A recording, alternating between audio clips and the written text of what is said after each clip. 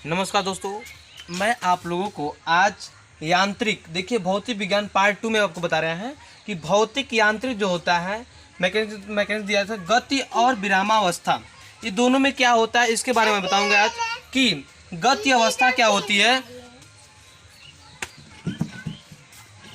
गति अवस्था क्या होती है इसके बारे में बताएंगे। गति अवस्था ध्यान दीजिए इस पे कि गति किसी वस्तु स्थित जब किसी वस्तु की मान लो यहाँ पे क्या लिखते हैं कि स्थिति जब उसके वातावरण के सापेक्ष समयानुसार बदलती हैं। जैसे कि पूरब चलता हवा अगर कहीं पश्चिम में चेंज हो जाता है तो क्या होता है, समय अनुसार अगर चेंज हो जाती हैं तब वस्तु गति अवस्था में कही जाती है। मतलब कि चेंज रूट जहाँ चेंज करता है, आपको जाना पड़ी तुरंत फट से चेंज कर, जब अगर रूट चेंज करेंगे तो क्या हो जाए, मेरा गति मोशन हो जाता है। आज जैसे बोलता है कि सड़क पर चलती हुई कार, अब कार चलेगा फिर मोटरसाइकिल चला चल गति कर रही हो तो जहाँ चलने की बात बोलता है। अब आई बात की विरामावस्था, क्या होता है विरामावस्था, इसको अंग्रेजी में क्या कहते हैं, रेस्ट कहते हैं। ठीक है, मौसम माने गति हुआ। अब ये बोलते हैं कि यदि किसी वस्तु की स्थिति मतलब स्थिर होना चाहिए, समय के साथ क्या बोला, समय के साथ अपने वातावरण के सापेक्ष नहीं बदलती हैं तो वस्तु विरामावस्था में होता है। अगर वो कोई वस्तु अगर सीधा जा रही है, वो मतलब कि रूट चेंज नहीं करता है तो वहाँ पर मेरा विरामावस्था कहलाता है। ये सिर्फ एक हवा वातावरण के बारे में बता रहा है। अगर आप सिंपल देखिए, जहाँ पर अगर एक वस्तु रखा गया है, अगर सीधी रेखा में जा रहा है, कहीं मुड़ नहीं रहा, या फिर यहाँ एक वस्तु से दूसरे स्थान नहीं रखा जाता है तो स्थिर रहता है। अगर एक वस्तु यहाँ से लेकर कहीं दूसरे स्थान पर रखा जाएगा, जैसे मान लीजिए एक वस्तु यहाँ हमने रखा है, इसको हमने यहाँ रखे हुए, अगर यहीं पर है तो मेरा क्या होता है, विरामावस्था में होता है, चेंजिंग नहीं होता है, सीधा ले जाएंगे। अगर यहीं कहीं चेंज रूट कर देते हैं तो मेरा गति में हो जाता है, क्या होता है, गति में हो जाता है। क्योंकि बोला रूट चेंज, क्योंकि वातावरण जब चेंज होगा तो सापेक्ष उल्टा जाता है। अब ये क्या बोलता है कि नहीं बदलती है, मतलब कि जब हवा सीधा जाता है, पूरब सीधा जा रहा है, मान लो पूरब रूट सीधा है, अगर कहीं अगर पश्चिम में बदल जाता है तो ये क्या होता है, मेरा गति हो जाता है। अगर सीधा जा रही थी मेरा क्या होता है, वो विरामावस्था कहलाता है। ये हमारा किसका होता है, सिर्फ और सिर्फ गति और विरामावस्था की परिभाषाएं होती हैं। अभी आप लोग को बताएंगे दूरी तथा विस्थापन क्या होता है। वस्तु देखिए, अब दूरी तथा विस्थापन की बात, डिस्टेंस तथा डिस्प्लेसमेंट होता है, विस्थापन की बात करता है और दूरी की। तो दूरी के पहले परिभाषा देखिए क्या होता है। ठीक है, दूरी एक हमारा फिलहाल अदिश राशि भी होते हैं। फिर इसमें देखिए इसकी परिभाषा क्या होता है, वस्तु द्वारा किसी समय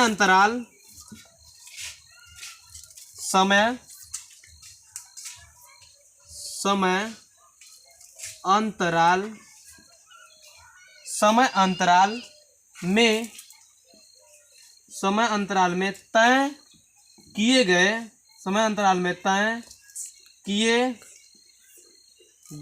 गए मार्ग माने क्या होता है, रास्ता होता है। क्या होता है, रास्ता। मार्ग की लंबाई को लंबाई की होनी चाहिए, लंबाई की चली गई दूरी कहते हैं।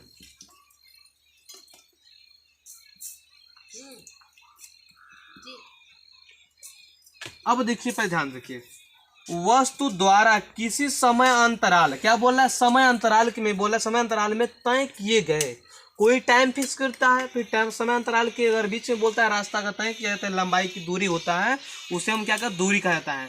ये क्या होता है, दूरी कहलाता है। ठीक है, समय का लंबाई, क्योंकि देखो बहुत सरल है, डिस्टेंस की देखो दूरी की परिभाषा तो सरल होता है। आई बात विस्थापन की, इसमें देखो अदिश राशि, इसे क्या कहते हैं, अदिश राशि कहते हैं। क्या कहते हैं, अदिश राशि।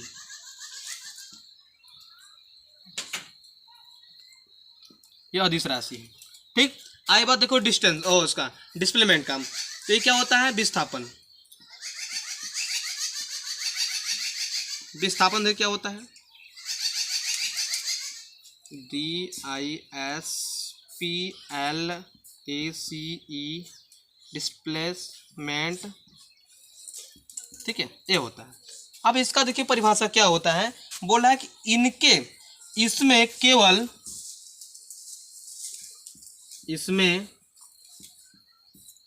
केवल परिमाण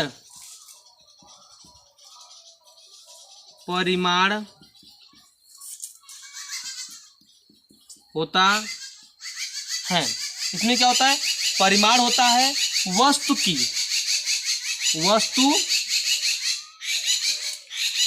की अंतिम, क्या बोला है, वस्तु की अंतिम तथा प्रारंभिक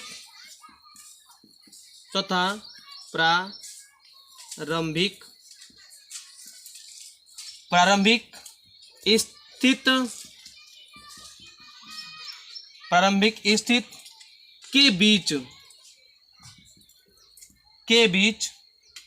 की न्यूनतम दूरी को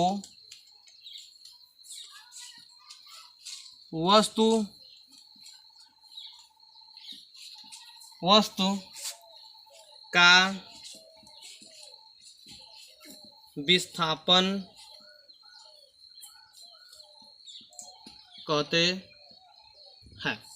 अब देखिए इसका सिंपल देख लीजिए, एक बार रिपीट कर लीजिए। इसमें केवल परिमाण होता है।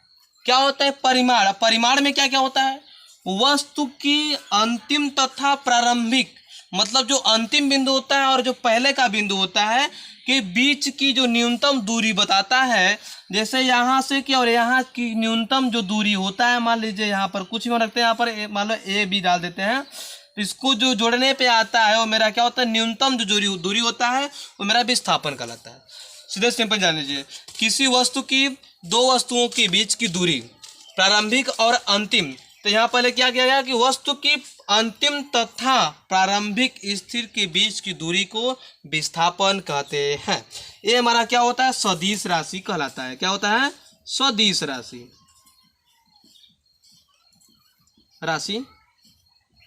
कहलाता है। ठीक, ये देखिए हमारा क्या था, अभी 2 पॉइंट खत्म, दोनों 4 पॉइंट खत्म हुए हैं। अभी आपका अगला भी और चलेगा, चाल दूरी क्या होता है। ठीक है, फार्मूला बता दे रहे हैं, देख लीजिए, फिर तुरंत अगला बताएंगे। ठीक, आप इस पे 4 सेकंड रोक सकते हैं। देखिए अभी और बता रहे हैं, चाल दूरी में क्या उसका मतलब होता है, फार्मूला देख लीजिए आप लोग।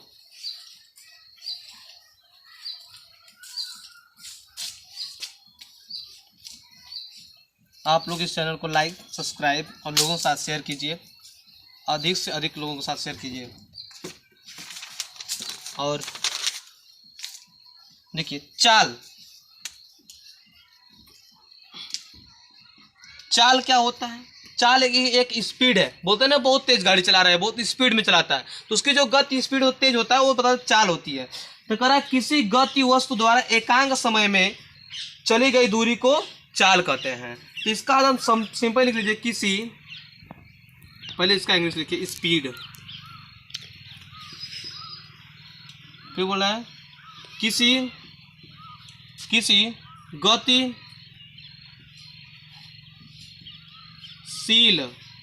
गतिशील वस्तु